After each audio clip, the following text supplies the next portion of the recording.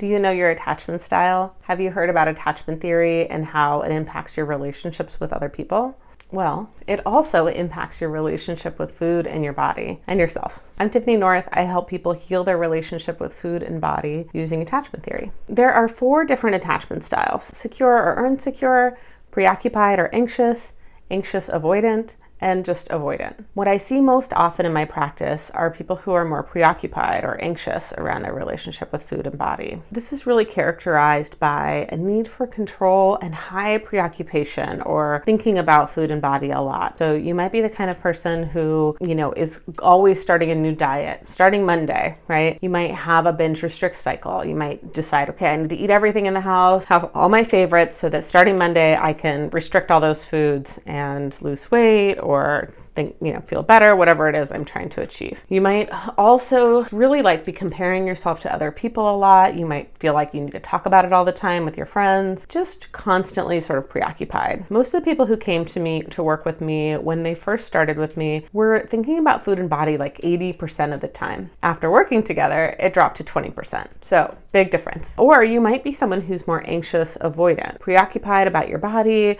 or very anxious and needing control around food. You might have a very restrictive diet. You might eat a very narrow range of foods. You might have to eat in a very specific way. And at the same time, you're likely overriding your body all of the time. So you're over-exercising. You're overriding hunger and fullness signals. You might not even experience hunger signals anymore. You are overriding the needs that you have, boundaries, emotions, whatever signals your body's giving you. You might be overriding, ignoring, so that you can have this sense of control that you're seeking, so you can try to feel better. Or you might be somebody who's just plain avoidant. This is typically characterized by eating whatever, or just really not wanting to have to think about food. Also kind of ignoring your body, so not really doing good self-care, not really focused on honoring what your body's telling you. What we want to do is move toward more secure attachment with food in our body. And if we weren't raised and sort of automatically in this place where we can have a more secure attachment with food and body, then we have to earn it.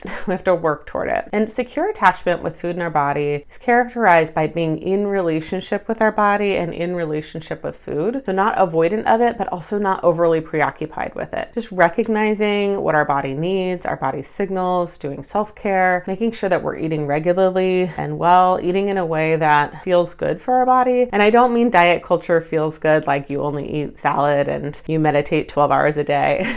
I mean if you know something's going to give you heartburn, you're not eating that thing every single day, probably, right? So just eating in a way that's honoring of your body's signals and needs, tuning into or being attuned to your body. And it also means being tuned into and honoring your body's emotional state, your body's other needs, your need for rest, your need for connection with other people, satisfaction in life. And that can mean satisfaction with food. It could mean satisfaction with maybe something artistic or creative. But basically, it's honoring what your body is telling you, being in a relationship with food and with your body. I think of this more as a marriage. You're not necessarily going to love your body every single day, be super excited about it every day, like it, or think that it looks the way that society says that it should. You might not feel sexy or cute every day. Just like when you have a partner, you're not going to love your partner every single moment of every single day, right? You have a deeper love for them, but you may not like some of the things that they do.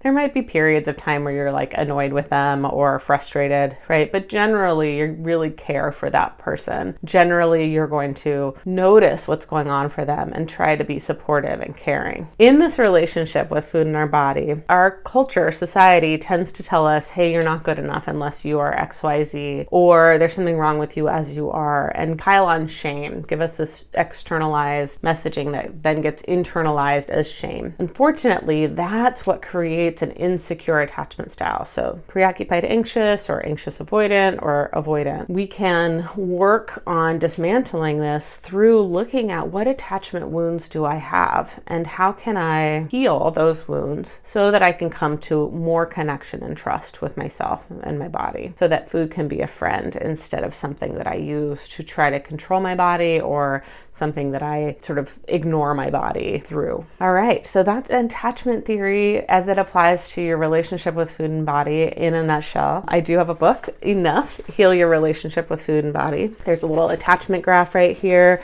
I go into each of the types and their characteristics. And there's even a little quiz that you can take either in my book or on my website, coachtiffanyrn.com/quiz. Now, what's important is that you don't use this as another form of shame. There's no right way to be. These styles fluctuate over our lifetime. So maybe when you were, preteen, you were more avoidant. As a teenager, maybe you became more anxious avoidant. You may have developed an eating disorder at some point in there. And then maybe you became more preoccupied as you got older because you got more concerned about your appearance or something like that, right? If you're moving, you might become more avoidant for a little while because you don't have the mental capacity to focus on food in your body. That's okay.